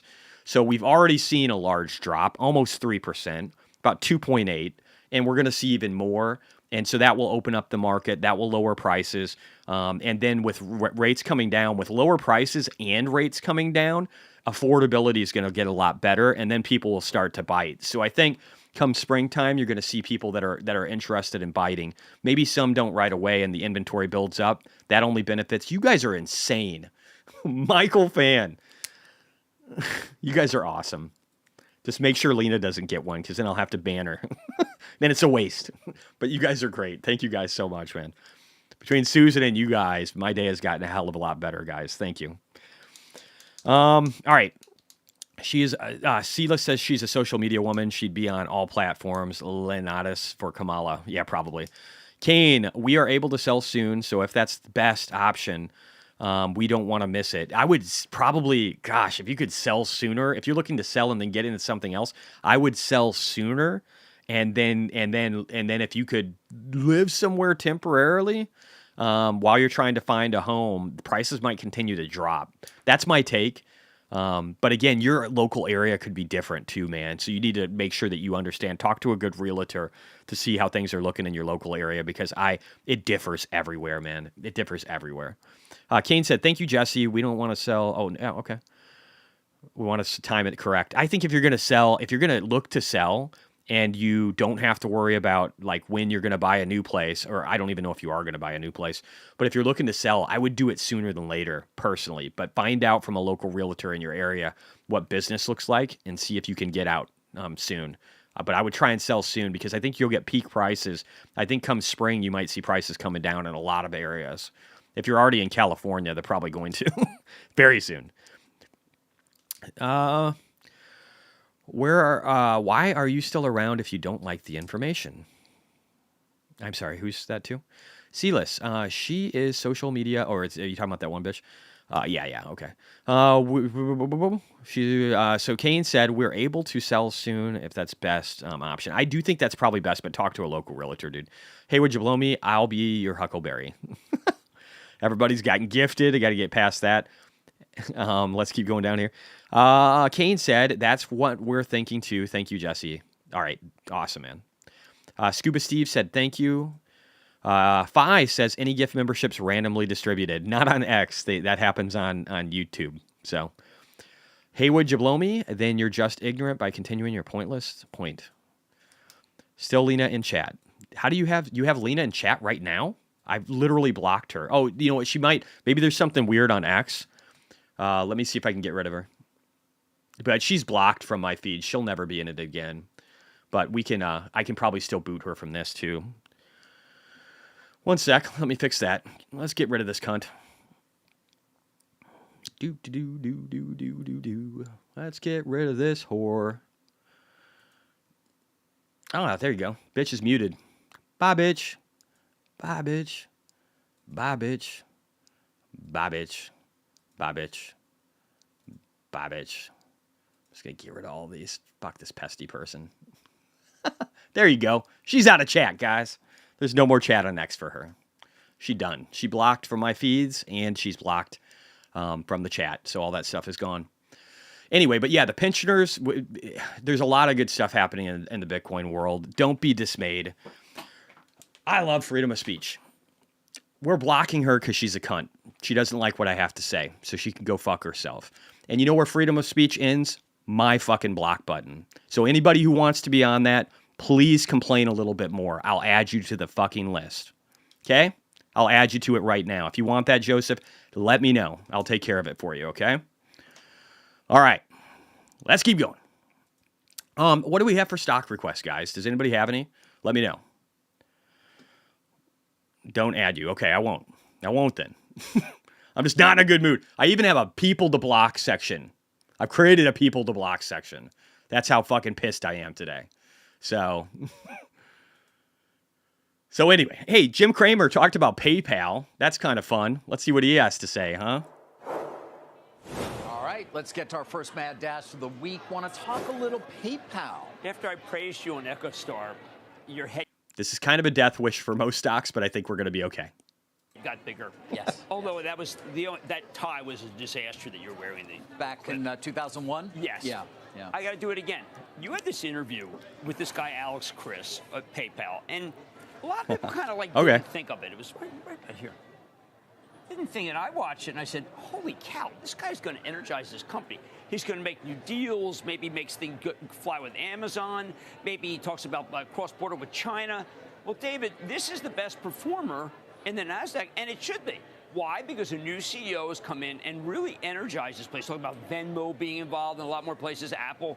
And I have to just talk about how sometimes a new CEO can come in. And we saw with Brian Niccol and Starbucks. Now, that a lot of it is hope because he came in from Chipotle. This was just, let's grind it out and figure out new ways to make money and make new deals. And All right, get some rest, Victor. I know that Dan Schulman had made a lot of deals, but then the company kind of fell. It's back, and it's back because of this man. Alex Chris, you're talking about, of course. I think it was more towards the beginning of the year. Right, well, I'm just saying that it was and then slow. it's been, but you're right. I mean, and he did promise. He did. He did say, things are going to change. Right. Now, of course, to your point, they don't happen overnight. No. And there's still plenty that hasn't happened. But the interview was seminal because, frankly, I said, oh, my God, I got to look at this thing and see it's been a disaster. No more. And I think. Agreed. Alex Chris has done amazing stuff. Again, if you guys missed this, we had the New Street raising their price target to 100 from 85. That's beautiful. There's so much that Alex Chris has been doing. Look at this. Alex Chris had what I believe is the longest interview in his role. I still haven't watched this. I actually really need to watch this. I'm going to add that to my notes here real quick. I still haven't watched Stocks with Josh, too. Alex Chris interview, check Roy's feed. All right, that's on my list, too. All right, but yeah, just again, there's so many great things happening right now, and in regard to Venmo optimization, consolidating the stacks for PayPal and Venmo. Their advertising is getting better with their smart receipts. You've got them entering the Chinese market in a big way. You have them allowing businesses to custody crypto. You have just so much going on right now, guys. So much going on with PayPal. It's they're firing on all cylinders. People who don't realize that are gonna lose. Let's see. What do we have for Palantir? Is there any news? Oh, yeah. Peter Thiel sells another 4 million shares today. That was 21 hours ago. So, again, just more people selling out of Palantir. Big name people selling out of Palantir. I think that would be some signal, but you guys do you. Real quickly here, ARGT. We already talked about that. Yeah, okay. I don't know if I have anything. More good stuff from Argentina. Yeah, okay, just Bukele and Milei meeting. I think that was it there, and I think the rest are good. So I'm done with the news stuff. I'm going to go over here for now, and I'm going to pull up Bitcoin. Bitcoin's almost back to 61K. We got a little baby bump on a bounce here, guys. But let's do this. LVMH, that's the next one. If I missed any earlier, guys, for your stock tickers, throw them out real quick. I'm going to pull up LVMH on Visual Stocks. Louis Moet. Yeah, Louis Vuitton and all that shit. Okay. Not really my jam, but I grew up really, really poor. So not my thing. But let's look. So we have revenue growth, -1%. Don't love that. Let's look at yearly and see how we're doing. So yearly looks better, though. Again, up to 2023. Little bit of rollover in 2024. This is 2023 to 2024. This is always interesting because I don't know how much of this is tied with, I don't know what their sales looks like from a fundamental standpoint, but I know that the high-end luxury markets in China have been getting devastated. Now, this one's got a forward PE of 20. For retail, luxury goods, I don't know about luxury. Luxury might go a little bit higher, I'm not sure. But with regular retail, that's probably a little rich. It's probably a little rich, but if we jump up here, let's look at other stuff. So let's look at activity. What are people doing with it? Institutional ownership has been in decline since 2020. That's kind of weird. Insider activity, I don't show any. I don't know how well that's updated on here or if that's just the company as a whole. There just isn't any. But again, the revenue estimates don't look great. It doesn't look great. I don't know if this looks very interesting. Weird charting. They must have some weird cyclical, some strange shit going on. Stock-based comp was hardly anything. Doesn't really matter. But let's see. Out of last quarter, they had 146 billion in revenue. Is that right? And 8 billion net income. Am I tripping? Yeah, 8 billion. So that's not bad for net income. The net income was all right, but again, their estimates aren't going up. So you're kind of looking at a lack of growth thing. And I'm a little worried about high-end goods in the current economic environment.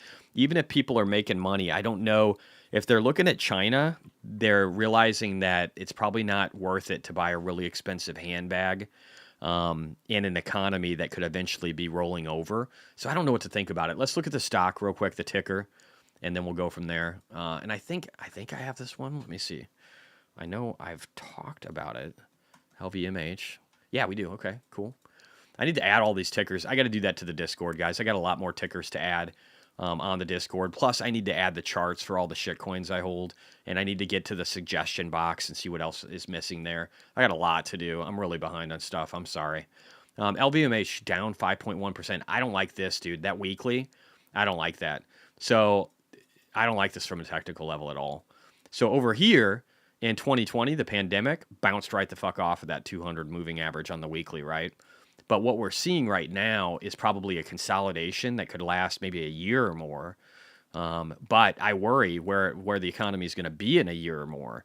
So this doesn't seem good to me. Out of if we go back to the beginning, like if we go back in the Wayback Machine when they were really sparsely traded, you can see how well these guys do during a financial crisis. They went from $128 in October of 2007, back before the market really started to fall apart. They already started to fall apart. They went from 128 or 29 all the way down to 92 by January 8th. This is before things really took a shit in the economy. When they took a shit, this thing was down to $49 from 128. So it seems like it can really roll over. I hate that it's finding resistance on the 200 moving average. It looked like it was going to bounce off of it. Now, maybe there's still some hope. Maybe we get back above this. There is a lot of volume here. So if this thing can get back above the 200 moving average, which is climbing at a decent clip, get above 772 and turn that into support, maybe there's hope for this thing going higher. But at least in its current form right now, I don't know that I would be excited at all to own this kind of stock. There's so many other really good opportunities out there that are asymmetric bets. And this one looks long in the fucking tooth.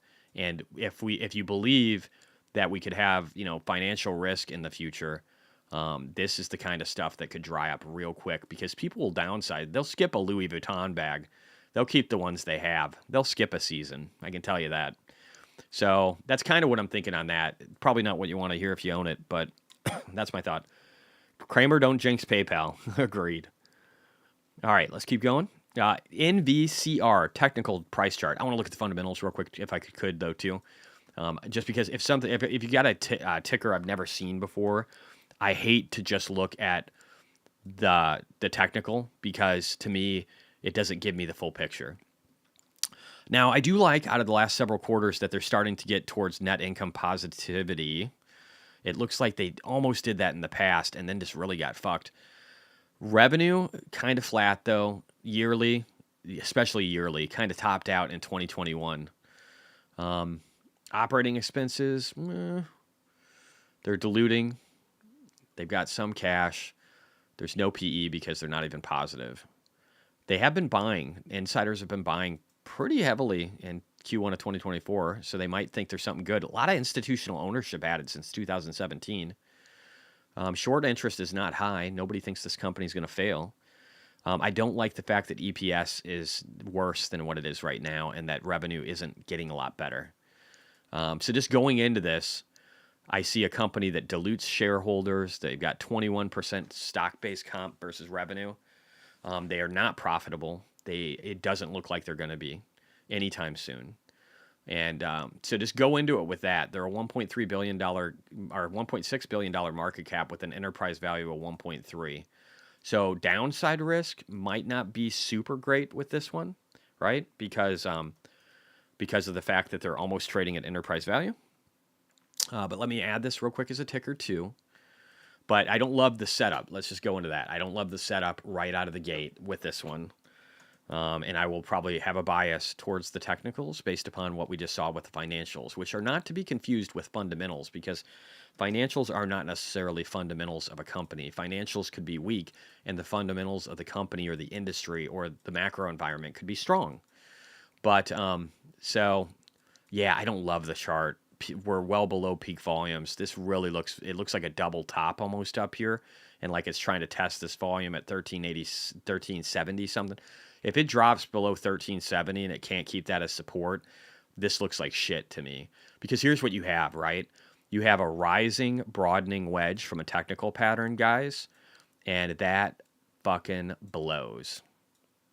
That blows. This is just not a good look. So if it fell underneath the support line, it's going to suck probably for this thing from a technical standpoint. I wouldn't be bottom fishing here. Let's put it that way. Now, don't get me wrong. Let's say this. Let's say 6 months has passed. The fundamentals of this company are good. The financials maybe have improved a little bit. And we're sitting at $20, $21 and have been, like it's been trading up here in this range. Then I would say your downside risk is really limited and you're probably going higher. But I'd like to see the financials get better. I'd like to understand that the fundamentals are better because I know the company well. And then see that technical outperformance. And then maybe I would be a little more bullish. But right now I can't be, JD. Diego, Celsius, please. Yeah, let's look at it. Boy, Celsius was just getting abused. Is that any better? Did I add that one to the Discord? There's so much shit to add. Oh, still getting brutalized. Ugh, but there might be some hope, guys. So I think I said, yeah, so we're right at the first fib line. So, oh, and this needs to actually be dragged down because I can see where the line is a little off. So we need to do this. Right about there. Let me just check my other lines, make sure that they're good, because I don't want to be. So this thing could still drop a little bit more from what this is telling me. Where is my other one here? I'm just going to go to the actual bottom, like right down here. Okay. So let me save this. So again, maybe it's finding a bottom. I mean, you would hope, right? You've got this massive volume shelf. You got the first fib, and this thing has been butchered. I feel bad for people that own it. Down 69%. I remember everybody talking about Celsius. How many fucking people talk about Celsius? I will say this, though. I called this bitch. I told you about bearish divergence, right? I told you about that. And then I told you that this was looking ugly because it was a double top and that it was underneath the .5. And then it just fell off a fucking cliff. So I called this shit. I still wouldn't trust this right now. I would want to see maybe a little bit of support where we're not going underneath. Or maybe we grind down a little bit to the fib. And then if we grind down where it actually looks like a bull flag, and here's what a bull flag would look like in here, guys. It would look like something like this, right? Let me just draw this like green. It would look something like this, right? Where it's trying to go down, but it can't, and it just keeps kind of wicking up into the fib. If it did something like that, you probably stand a chance. But if I remember correctly with the valuation on Celsius, it was still high. So that's the shitty part. That's why I'm not like a big go in and get it. Because again, this is a food company, right? Or a drink company, and it's still at 26 for the forward PE and 26 for the existing. I think it could go sub 20. If they can't see a lot of growth, it could go sub 20. Now, what are their estimates, though? Are they still good?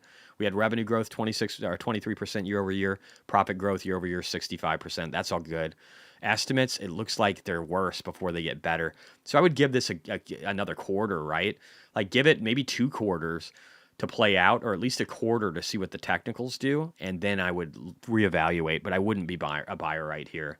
Personally, I would not be a buyer here. And again, if people would have listened to me up here, they would have saved a lot of money, because then they would have lost from the high like 29% instead of 69, 68.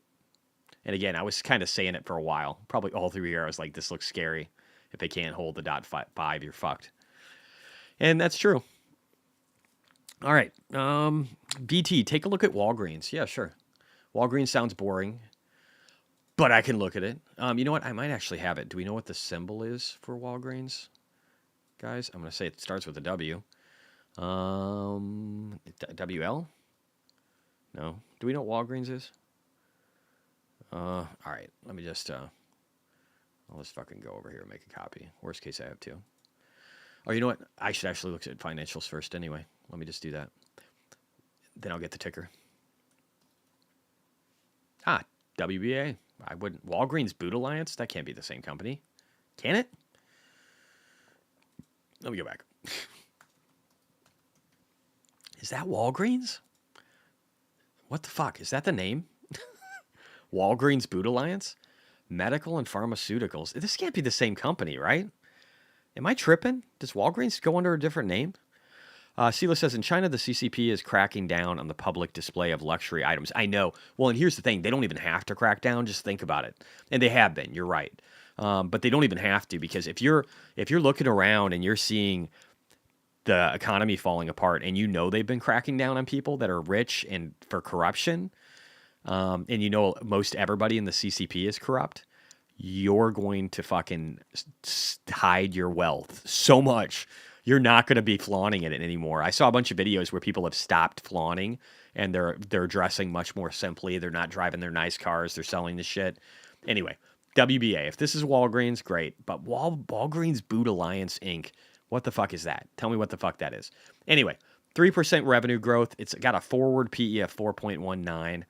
That sucks. It basically indicates you're not growing, which seems to be right. EPS has been hit or miss. So sometimes they're profitable, sometimes they aren't. They're doing a lot of insider buybacks, like a lot of insider buy. Short interest is going up. We're at what? And I think, was it Amazon or somebody that was getting into pharmaceutical drugs? Like there's a lot of competition, I think, online that could really hurt Walgreens. But shares held short has jumped up to almost 13%. Boots is a UK drugstore. Oh, okay. All right. Good to know. Thanks, guys. So revenue is supposed to go up just a hair in a couple of quarters, and EPS is supposed to be positive. Supposed to. And if you look here, oh yeah, you can see all the different business. So a lot in. So how much pharmaceutical makes up such a huge part of the business? Don't you think it's a little scary if Amazon's getting involved in that? They destroy a lot of their competition. Stock-based comp is just almost non-existent. Doesn't really matter. But I got to say, just from a financial standpoint, and probably a fundamental standpoint with what's going on with Amazon, is Amazon still going into pharmaceuticals? Because with this being like almost 50% of their business, I would be worried about that. Now, let's pull it up here. What was that? Let me see. What was it? What was the ticker again? I should have probably looked at it. WBA. Okay. I never would have thought that. But okay. So I do think I have a WBA. Do I? Nope. Let me go back. WBA. Not WABA. Not BABA. Not WABA. Ah, okay. Let me go back. I don't have it. Make a copy. WBA. I'm going to put WBA Walgreens. Just so I find it again. All right. All right, Walgreens Alliance. Whoa, Jesus. Whoa. This is a bad chart. This is a really bad chart. Don't buy this. Don't buy this. This is not something you buy. No, let it go. Let it go. Moving on. Thomas, would you still consider CLSK a buy right now? Fuck yeah. Yeah, totally. I'm probably going to buy some tomorrow, honestly. That's it. Like, probably CLSK, maybe some Mara. Actually, probably CLSK, BITX, MSTX. Those are my top 3 that I'm probably looking at tomorrow. We'll see, though. I do have a lot of, I still probably have a lot of CLSK. And how much did it actually drop for the options? Let me just look. Let me go up. I know it probably got smoked. I would guess it got smoked, right? Down 14%. Yeah, probably some clean spark tomorrow. Agreed. And then MSTX tomorrow. And what else? What else would I be interested in tomorrow? Maybe BITX is a conservative play, a 2X. No, it's probably MSTX and clean spark. That's the play for tomorrow. So far, I'll update you guys in the morning. Let's keep going. Growl? Growl. What is growl? What is growl? Growl. All right. We'll take a look. I don't know what growl is. We'll do it. We'll do a few more tickers. I owe you guys some anyway. It's almost 5, but I started late, so we can't count that. I'm not off duty yet. What is growl? You got to tell me what growl is, man. I can't find it. Is that the actual stock? Because it's not coming up in the visual stocks. Let me know what the full name is, if you could, Lavango, Live and Go. Joseph Mock says Square. Oh, heck yeah. Let's look at Square. Square is a great company. I should actually look at the fundamentals on that, too. All right, Square. How did it fare today? Not bad. Looking resilient. Peak volumes, guys. Peak volumes. I wonder what the option chain looks like on this thing. I already have options in Hood. How did Hood do with options? Maybe I should buy Hood options. 14%. Pretty rough day. But I'm up 37%. Got a decent amount. I don't know. Maybe Hood too. I'll have to check out the options chain on Square. I like the fact that we've been grinding along and kind of above recently. Peak volumes. Seems like a screamer to me. Haven't looked at the fundamentals of Square for a while. Let's look at that real fast. Or I'm sorry, financials, not to be confused with fundamentals. Even though I think the fundamentals will be good, I think Bitcoin will really help. And I think if we're juicing the markets, I don't know. I think spending goes up over the short term. Maybe that's wrong, but I do think 11% your revenue growth. So not bad. Forward PE is only 14. Really cheap, guys. That's a really cheap one. Cash App taken off. Square not so much, but Cash App doing all right. Net income, they still made a $200 million last quarter. It would have been nice if they made more. Revenue climbing. Again, 11% isn't bad. I like the fact that their assets are going up versus their debt. Not a lot of bonds. That's fine. You don't want duration risk anyway. But activity. Institutional ownership, kind of flat for a while. Short interest, non-existent. No buybacks or anything like that. This was mismanaged for a while, but Jack Dorsey kind of came back to it to try and make it better. I think he's doing that. Look at revenue. Look at forward EPS. If that hits, dude, Square is interesting. I need to add notes to check out options. Check out options for Square. So I'm interested in Square. If I decide anything on that, guys, X in Discord first, maybe a members only video, covering all bases, but probably probably not a members only video. I'll probably just literally tell you what I buy and why I bought it, and then you guys can decide on your own. And make sure you know how to run the options calculator yourself. When I do talk about going into options, I find a lot of people run in. That is not, and I say this every fucking time, and it doesn't, and I'm glad I only do members only shit now because it's better. But don't just rush into shit because I do. Because somebody, and there might be other option chains that are good, so do your homework, guys, so that you don't fuck yourself, because I hate it. This is probably a big enough one where it won't be an issue, but I know like DLO and Flux and some smaller ones, when I talked about that, I could literally see the price move, and in my videos, I said, don't be fucking stupid and buy it all right now, because if you see the price move, you're making the wrong mistake. And with Flux, I said, guys, when I bought it, I saw the price move. And still, people just fucking bought right into it. And every time Rex Finance makes a video about that, especially Flux, because it's so small, people pyro right into it. And it just don't do that. Don't hurt yourself. There's always more time. There's always more opportunity. So wait. FSLR, First Solar. I wonder if we're going to see a play on that soon. I would think no matter who becomes president, this still does all right, because Trump isn't going to hinder renewable energy and batteries. He's just not. He's going to play ball with Elon. He's just going to push for every form of energy. And states like California are still going to have benefits, Colorado and others, Texas. There's going to be some, maybe not Texas. There's going to be some states that are still pushing for solar, and lower rates will make it more affordable. So maybe there's a play still here. Forward PE is only 11. That's low. Let's look at yearly revenue growth on this. Like, look at that. Look at how good this company is doing outside of the pandemic. Or I should not say the pandemic, but when rates went up. You can see where they kind of peaked in Q4 2023. So they were able to go for a while, but then it's kind of flatlined. I don't know if that's fundamental issues. It looks like profits by revenue segment are all modules. I don't know. So I don't know what that means.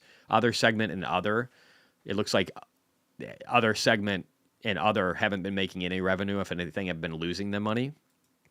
So from a fundamental standpoint, I don't know what's going on with this company.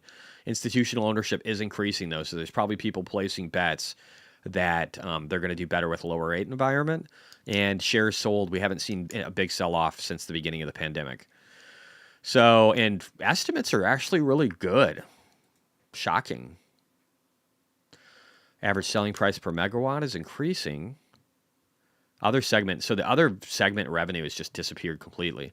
So it's solar modules revenue, or is it solar modules and installation? Like, what does that mean? I don't know. Stock-based comp is not a crazy number. This seems really cheap at 11 PE, forward PE, versus what? So let's look at the stock. This actually looks interesting too. You guys are doing good, man. I love this kind of stuff. I love it when you guys push things that are getting better. So I'm gonna make a note to look at this too.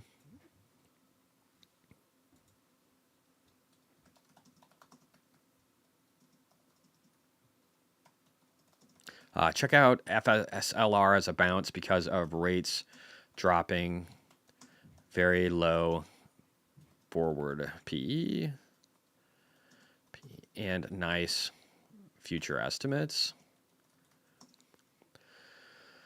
And how's the stock been doing? Has it been climbing? Oh, yeah. It's kind of getting a bump. And again, it kind of had its recent trough at 195. So this thing could do all right. I don't think it's a bad stock. I'm actually going to go ahead and draw a fib on this one because this is kind of interesting. I don't know if this is anything I would want to get into now, personally, because there's all these other asymmetric bets. But if it isn't going anywhere later, it might be interesting. I'm going to probably draw it from the pandemic low up over to here, where it double topped, and then down to the previous low. Now, you can draw it in other places. Oh, no, this isn't going to give me what I want, so I got to draw it differently. The reason I didn't keep that is because, well, here, I'll show you. So we'll draw it from this low. We'll do it over a shorter time frame. Oh, that's the wrong thing. Let me go over here. All right, so I'm going to draw it from here, and the reason I'm doing that is you wouldn't really get the measured move because that last fib, you're just too far gone. Once you get past, like, the one fib and stuff like that, you're out there in la la land in the sky zone, and so it doesn't really do a good job showing resistance. Like up here, this is a huge gap, right? So you're not really getting a good idea what the Fibonacci levels are from here. But you could see if you look right here, it's much better. You can see where it found the dot 382, found support, and then again, like you can see where it got to the dot 618, and it had its retrace at the golden retracement zone. Then it came down and found support at the dot 382. Then it came back up, and now it's been hitting resistance. Oh, I hate it when that happens. Been hitting resistance. What the actual fuck is? What the fuck is going on right now? Ugh. Maybe it's my cell phone coming alive. Maybe that's it. Because that could. God, I hope that's it. I hope it's my cell phone with like some alerts coming up because it's finally working. God, that would be great. Anyway, so this looks like it could go higher. Jeez, fuck this, man. All right, I think we're probably done with charts, unfortunately. This is just getting insane. I can't fight the buttons. I don't know why it's kicking me out. I've done nothing. Ugh. Okay, let's see here. All right, can I do more? Can I do more? Yeah, it's kind of stable. Let's try it again. All right, so somebody says Cloudflare net. Okay, so let's look at Cloudflare. Is this the same one that had the huge issues with security? Is that the same one? Remind me, guys. Was this the same company that had like massive fundamental issues? They went to 116. Oh, CloudStrike. Yeah. Thank you. Cloudflare. I got cloud right. So we're seeing consolidation here. One could almost argue, though, that this could almost be a bearish pattern. It just depends if it can get back above the weekly 200 moving average. So without going into the fundamentals or the financials of this, it needs to get above that 200 and turn that into support. It has tried since June, and it's failed miserably, and it's just been finding resistance underneath of it. So that's not a great technical sign. We really need to get above that badly. And if you do, then it's good because you've got all this volume underneath of you. I'll glance at the financials real quick. So, and see real quickly here if this is something where there's some financial reason why it might. Forward PE is 97, bro. What are the estimates in this? So they're saying they're going to be EPS positive, and so that could help that a lot. Just to be clear, that forward EPS is kind of junk right now. This could help it a lot if they actually start making money, and the revenue is going up. So maybe that's just a false alarm. Laughing my ass off, Lena. Go fuck yourself. Yeah, right? My Elon Musk move. It's as close as I'm going to get to him. That and the one time he said nice to my Cybertruck. All right, institutional ownership's climbing. Short interest is low. No insider activity recently. Okay, so nothing really there. I like the estimates. If they actually meet their EPS goals here and go positive, and do these guys hit goals? Let's just go to the daily. Do they hit their goals quarter over quarter? They do. Look at those earnings reports. At least top line and bottom. Yeah, okay. So this is good. They hit goals. So if they're right about where they're forecasting, this might not be so bad. The technicals might be overridden by the financials and the fundamentals. We can see some fundamentals here. Roughly. I mean, we can kind of ascertain what fundamentals are. All these metrics look great. Stock-based comp is high, but that's just because they're not profitable. But they might be. It's a growing company, man. I don't know. This might actually be interesting. If they are literally going to profitability for the first time ever, this might be interesting. They've never been profitable for a year. Is 2025 their actual first year of profitability? Look at their revenue growth. It's so consistent. It looks interesting, man. It definitely looks interesting. All right. I think I've done this for 2 hours. I'm probably going to call it, guys. I'm sorry. I know there's more in here. I'll do more. I promise. There's a lot of chat too. I feel bad. Yeah, I'm probably going to call it here, guys, but I'll try and get through more. But thank you so much for sticking around for the last 2 hours. The sky is not falling. It looks like it is if you're in Israel. It's going to look like that for Iran probably in the next 24 hours. So pray for innocent people all around the world that are involved in all the chaos, okay? I know there's some people, I got people hating me because I was talking about supporting Israel. I'm going to support Israel because it's the West, and I support democracy and capitalism. I don't support dictatorships. I'm sorry if that's offensive to you, but that's what it is, okay? The VP debate, hell yeah, we're doing that. I think that's 8 o'clock. It might be 7 Central. It might be 8 Eastern, but we're doing it. I wouldn't miss Waltz getting destroyed by JD Vance. I just wouldn't miss that. There's no way. But yeah, guys. So I am empathetic to Arab people all over the Middle East that aren't radicals that want to murder Jews. I'm very empathetic to those people. I'm not empathetic towards radical Islam. First off, that isn't a racist statement because you don't have to be a Muslim to be an Arab. These are two different things. Race and religion are different things. People don't call you racist if you said you didn't like Christianity or you said you didn't like Buddhism, right? You're not racist for that. And not all Muslims are Arab either. This might be shocking to some people. So, but I do pray for the people in Iran that are innocent, that might be in harm's way from the retaliation from Israel, because I'm sure it will be powerful. The only reason Israel has lived as long as they have is from fighting and hitting back harder than they're hit. It's what's kept them alive in the Middle East. And they are the last bastion of the West in the Middle East. And so I will support them, and I'll support them to the bitter end. Okay? That's the way it's going to be. But I also know that there's a lot of really good Iranian people. Somebody made a stupid comment about them earlier. There's a lot of really good Iranian people that are very much in support of Israel and in support of freedom and in support of the West.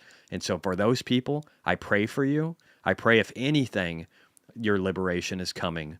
And I pray that we don't see World War III, because I don't want to see it.